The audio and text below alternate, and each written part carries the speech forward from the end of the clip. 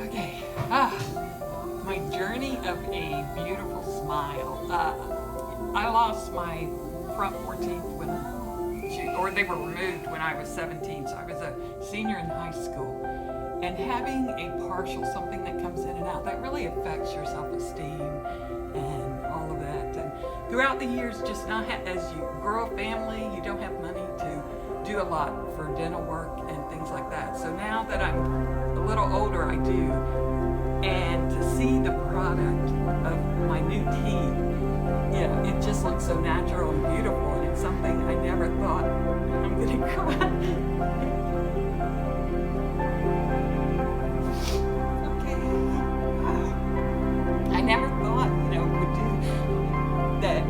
Now I can talk to people and just open my mouth. I talk a lot in work, and I was always so self-conscious of how my teeth look, because that's something that people notice right away. And so it not only, I think, affects what people think of you, but it affects what I thought of myself. So now having these beautiful teeth,